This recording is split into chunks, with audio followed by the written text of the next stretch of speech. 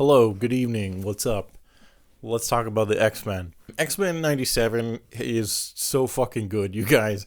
It is uh so good that it's a show so good that it feels impossible that it came from Marvel Studios. And it's reminded me that, like, oh yeah, the X-Men are fucking cool.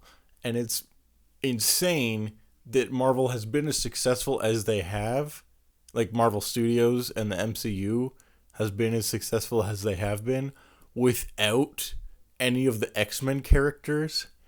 And what's more insane is that they're like really fucking hesitant to put the X-Men in the MCU for some reason, and I don't understand it. I should have tried to organize my thoughts, but we're not doing that. We're moving on. So the X-Men are great. If you haven't heard, go watch X-Men 97. It's the best show. They did it. It's the best show. The X-Men are some of, if not just the best Marvel characters. They just kind of were cooking when they were making the X-Men. You have this really great cast of all these super fun characters with cool powers, and it's one of the only like Marvel comic things that's actually like about stuff. And yeah, like all comics are about things, but this is like about like real social issues, and I think that's cool. Obviously it was more of a kind of civil rights movement thing, like when they were first making the X-Men in the 60s, when the civil rights movement was happening. And the X-Men have represented various different things throughout its history, but usually it's connected to marginalized communities, the feeling of being othered. You got a little bit of the puberty metaphor with the X-Men all developing their abilities during their teenage years, and you get to have them be at the school, but it's a school for people with superpowers.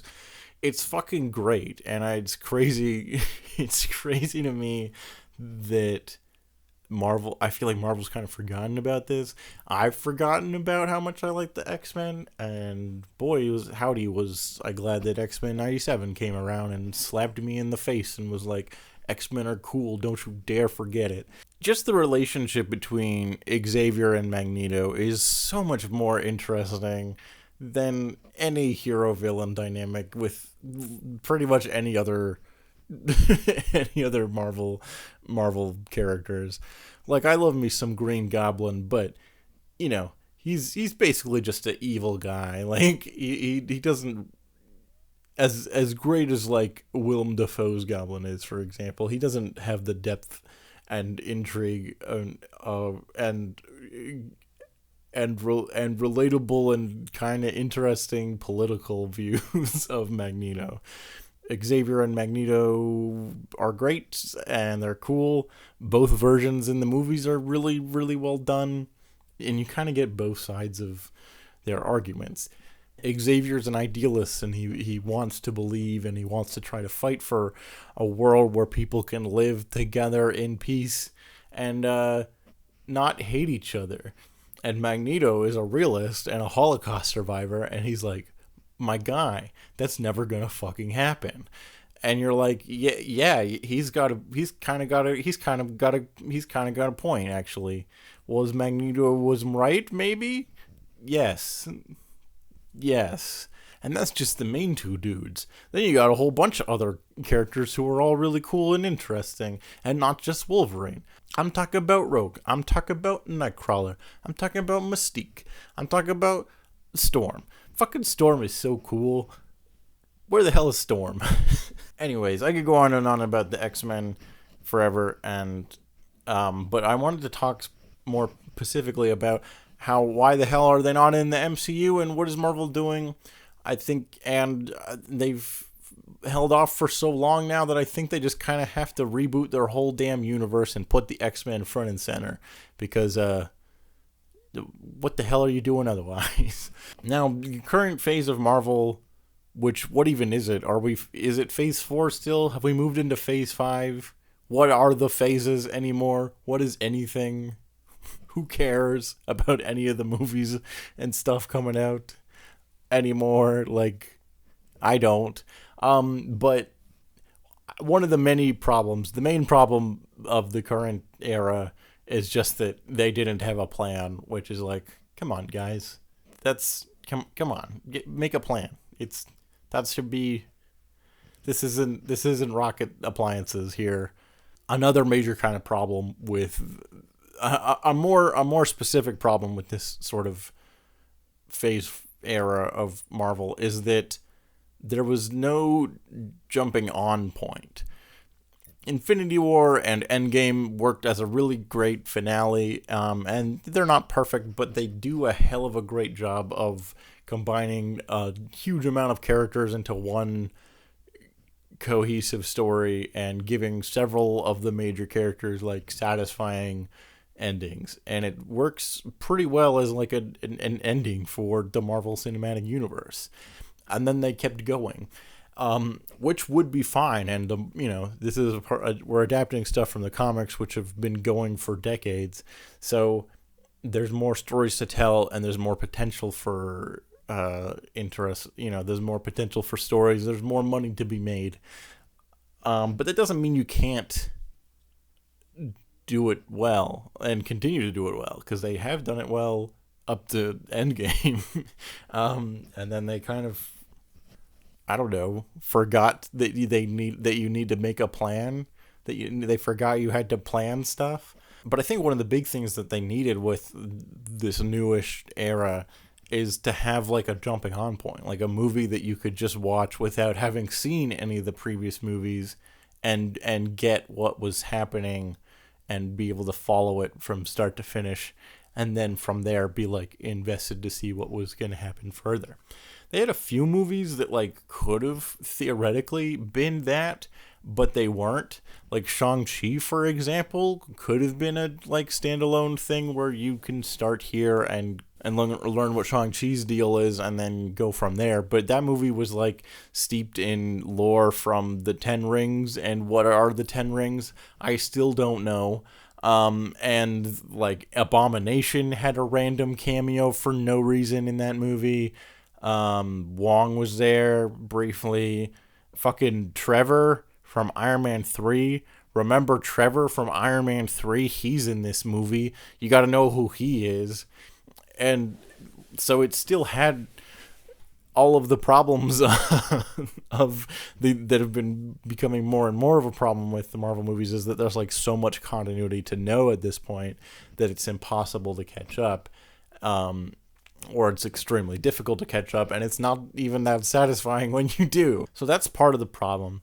The other part of the problem is like they didn't have the rights to the X-Men initially, and that was why the MCU was created in the first place. I don't know if you remember this, but the X-Men were the best thing ever, and then Marvel sold all the rights of all their characters to every studio that would buy them. And then they're like, well, but we want money, so how do we do that? Well, what do we have left? Oh, all these B-list characters called the Avengers. I guess we could try to make movies about them. And then they did that. But then out of like this weird spiteful thing, they kept like not using the X-Men and not trying to connect them and stuff. And of course the X-Men were owned by Fox. Then eventually Disney buys Fox, so now they have the X-Men, and they still haven't connected them to the Marvel universe where they're from. And it's weird. And it's more and more like, why haven't you done this yet? To the point where like I think they just have to reboot now, because they've had several opportunities to, and they haven't done it. The biggest of which is like the most obvious thing ever that they could have done, but they didn't for some reason, is of course the big connection between Avengers and X-Men is Scarlet Witch and Quicksilver. In the comics, initially, until it got complicated, Scarlet Witch and Quicksilver are the kids of Magneto, and they were villains initially, but then they joined the Avengers, and they're mutants, and then, like, there you go. That's your connection. Problem solved. They're both X-Men characters and Avengers characters. That was why they were able to have both of them appear in both Avengers and X-Men characters at the same time, while the rights to those different franchises were owned by different movie studios.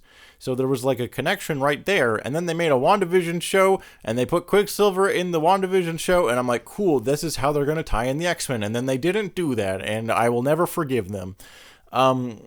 It's fucking weird that they didn't do that. I don't understand why. It's just a very strange move, especially for a company that's whole fucking business model is like crossover and cameo shit. To not capitalize on that is very strange. They pulled almost the same trick in Doctor Strange into the multiverse of multiverses, where they're like, oh, but Xavier might show up in this one. And at this point, like, you know, I had already given up, so I wasn't expecting it to be anything, and it wasn't. But, like, it could have been. It would have even been cool if there was just, like, a moment where when Xavier goes into Scarlet Witch's mind palace or whatever, he goes like, oh, wait a minute. I know your dad. And then Scarlet Witch is like, what? What do you mean by that? Just something to like set up that there's a connection there. But no, they didn't do that. So that's the first oopsie, which is very weird. And now it's like, well, okay, so I guess you guys don't want to do the X-Men. I don't know why, but apparently they don't. Now there is some like world building questions that would be like, it would be complicated and weird to add the X-Men at this point, because the universe has been well established now for so many fucking movies. It would be weird to introduce this whole other huge number of characters into this universe that like haven't been around, and that's why I think it's like weird, because like if the X-Men just showed up in one of these movies and we're like, yeah, mutants are like a thing and some people are mutants, it's like, then how come I've never fucking heard of that before in any of these movies? I don't know. Anyways, some people have even argued that like it is kind of weird for the Marvel universe to like celebrate the Avengers, but then they hate mutants and the X-Men. But I don't know, is it that weird? I feel like most people would probably just hate everyone with powers, regardless of if they're a mutant or not. Mutants is just like the thing to the scapegoat for like anything you don't like about someone. They're probably a mutant, so fuck them. So I feel like it does kind of work still. I don't know where I'm going with this. Now there's been a few more movies and things, and there's been like a couple kind of hints at X-Men, but still nothing solid. Like I guess they hint at Miss Marvel being a mutant, which is insane to me because that's I could go on a whole other tangent about Miss Marvel. The short version is that in the comics she was an Inhuman, and I think she's an X. I think they just made her a mutant now because they're like, fuck it. There's a whole thing of to why she's even an Inhuman in the beginning to start with, and what even the Inhumans are in the first place, you don't remember. They made a show about that. They put the show in IMAX in theaters for one episode or something. You don't even remember that happened. That was supposed to be part of the MCU, and nobody even knows that exists. Anyways, but apparently Ms. Marvel's a mutant now, which I guess is fine.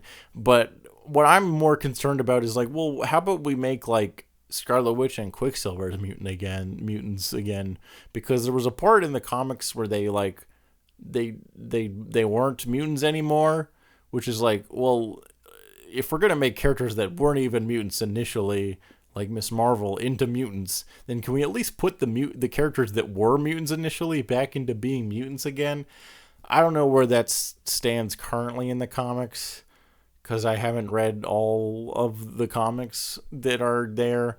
So maybe they fixed Scarlet Witch and Quicksilver again.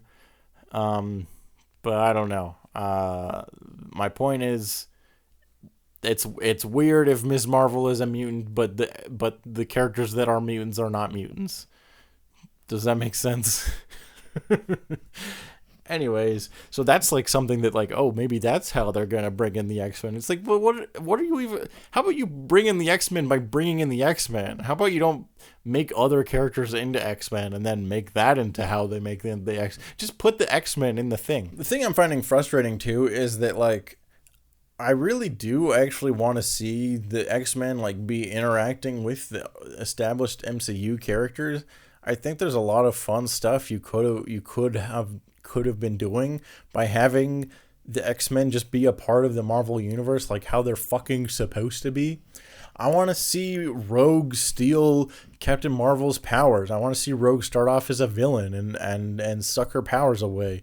That could actually be a really interesting story for Captain Marvel because one, they forgot to give her a personality or anything to do, and two, they made her way too powerful in relation to the average power of the characters that we follow. So that could solve two of those problems because now she's got a thing she actually has to overcome, and also she's not too super duper powerful. And you get to introduce Rogue as like a villain, but then you get cool stuff later when she becomes a good guy. And then there's like drama and, tension between her and Captain Marvel, and it could be cool and interesting. That's an idea. I want to see what are other characters. Oh yeah, I want to see fucking the Scarlet Witch and Magneto interact. I want to see that. Just I just want to see those characters be the characters from the comics and bring in all the interesting drama and stuff that comes from that. I want to see Storm and Black Panther interact. Storm and Black Panther get married in the comics, and they're like a thing for a while. I think, but then eventually they broke up because I guess they got bored of it. I think part of it was that they just realized that like these are the two biggest black characters at Marvel, and they're both from Africa, and they're both like royalty kind of, so it's like they should get married. And then they like were married for a while, and that's kind of cool. They're like a super power couple, which is like that's kind of fun. But then I think they also just like ran out of story ideas for that pairing, and so then moved on to doing other stuff, which is fine also. But like I want to see them interact, and I know partly you can't do that because Chadwick Boseman's no longer around, which also sucks. So that's that's another thing that is a problem. There's other problems outside of the control of the MCU with the current phase as well. Like COVID fucked up their scheduling.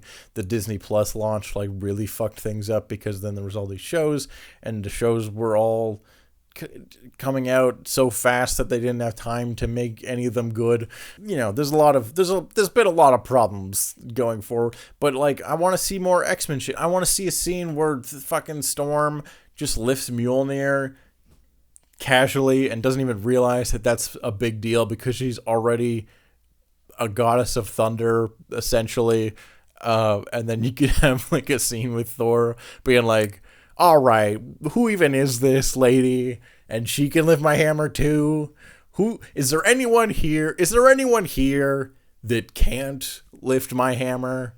Is there anyone here that isn't worthy of the thing that is the only thing that defines who I am? Is there anyone here who isn't more worthy of being Thor than I am? I want to see fucking Spider-Man and Wolverine interact. Not that they necessarily even have that much in common, but they pair them up all the time in the comics because they're the two most popular Marvel characters.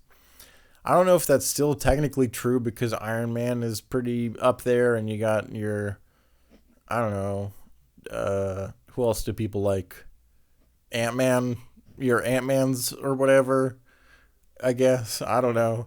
But Wolverine and Spider-Man are the best, and team them up, put them in a movie. Why is we not? How has there been 400 Marvel movies and none of them have both Spider-Man and Wolverine in them? What are you doing? That's an infinite money check right there. Namor, do more with Namor. He's technically a mutant, and I know he's like from Atlantis, and it's complicated and weird, but he was really cool in Black Panther, and they should do more with him. I don't know. Those are just ideas off the top of my head. I'm sure if you actually thought about how you could put the X-Men in with these characters, you could come up with some really, really cool ideas. Anyways, I guess we're getting Deadpool and Wolverine this year, but that's sort of what I'm also worried about. Like the biggest, like there, it looks like there might be some fun ideas with this one. I'm very skeptical though, because like this is our this is the big MCU movie this year, and it's like, hey, remember Deadpool? Remember Wolverine? Remember the 20th Century Fox logo? Like we're just scraping, we're just like scraping the bottom of the barrel of like things we can reference, like they're not even, like it feels like they're not even trying to figure out how to do the X-Men in the MCU. They're just like, I don't know, maybe Deadpool will fix it, maybe Deadpool will save us. Wolverine's in the costume now. Are you happy? And it's like, yeah, but there's more X-Men characters than Wolverine. That's just one guy. There's like a whole team of guys you can use. That's another video I wanted to do of like, what are the goodest X-Men to put in the MCU, and what are the goodest X-Men that we haven't really seen yet or haven't seen done well.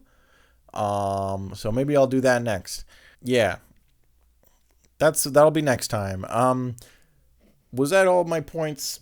I think so. My main point was like, put X-Men in the Marvel, like reboot, just reboot, just start over. I guess you could start over with Secret Wars, whenever that is. But like, just start over. Oh yeah, the other thing I was thinking about is like okay, yeah, like so like this the I think the other reason I think they have to reboot is because like what I was saying about how they didn't really give us a starting point. The majority of the Phase 4 movies are either just straight up sequels. We got a Guardians 3, we got Black Panther 2, we got Spider-Man Homecoming 3, which is also a sequel to the Tobey and Andrew Spider-Man movies. And then you had stuff like Shang-Chi, which could have been a jumping on point, except it was also like steeped in continuity to other stuff that people didn't even really care about that much. And then you had a bunch of Disney Plus shows which were all like continuations and expanding upon, were either continuations expanding upon smaller side characters, most of which who were dead. And then you eventually got like introductions to some new characters, but like most of them weren't that good and people didn't watch them, or they started watching them but then they got tired of them and there was too many of them, and then suddenly you had to watch 4 different shows to understand the Marvels, and people didn't even remember what happened in the first Captain Marvel movie. And also, I just watched a video about X-Men, and apparently Beast, like Kelsey Grammer Beast, has a cameo in the Marvels for some reason. I don't understand it. I haven't seen the movie, but I just heard about this. It sounds fake. It sounds made up. It doesn't make any sense. I don't understand how that is anything, and what that is. I don't know. I don't understand what that is. But like, it's like they want to do the X-Men, but they've already fucked up not doing it the logical way, so now they're just like throwing random ideas of how to connect it to it, and it's still like it's like Kelsey Grammer Beast instead of I think they should reboot. I think they should straight up reboot and recast everyone and just do a new X-Men from the ground up. I guess you could keep Deadpool because he could make a joke about it, but other than that, like, I think you gotta start over. I think they gotta start over, which is crazy because it's such a big franchise too. And I think there is a lot of interesting potential that they could have had with going forward, with a long running franchise like this. Unlike the comics where you can reset stuff more easily, you can keep things the same more easily because you can just draw characters the same age forever. You don't have to worry about actors aging out of the roles or not wanting to do it anymore. That could actually be a really interesting thing to play with the Marvel movies of like, okay, the characters do have expiration dates, so we do have to eventually move on. which is interesting. But I feel like they've kind of handled that badly too, because yeah, like one, there isn't any movies that are jumping on points for either new characters or even stuff like Falcon and the Winter Soldier, for example. Falcon is taking over, Sam Wilson is taking over as Captain America. He's even getting his own ass Captain America movie at some point, which should feel like a cool jumping on point, and it should be like, okay, you know, Chris Evans was Captain America from here to here, and then Anthony Mackie is Captain America going forward, which would be cool, but it doesn't really work like that because his whole story is established from Captain America Winter Soldier going forward, and he shows up in a bunch of the movies. Then he has his own show about becoming Captain America, but it's also a team up with Winter Soldier and all this extra Winter Soldier lore and storyline going on there, which is kind of interesting too, but it's like it's a continuation and there's like some interesting ideas there, but there's no point where you can just start watching Sam Wilson as Captain America and get the gist of what is going forward from there. There's no point to jump on and start.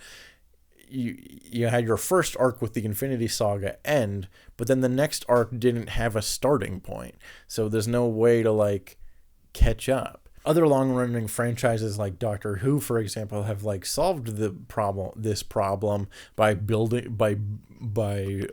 it into the lore really cleverly, where the Doctor, whenever they need to recast because an actor doesn't want to do it anymore, the Doctor dies and then regenerates as a new actor.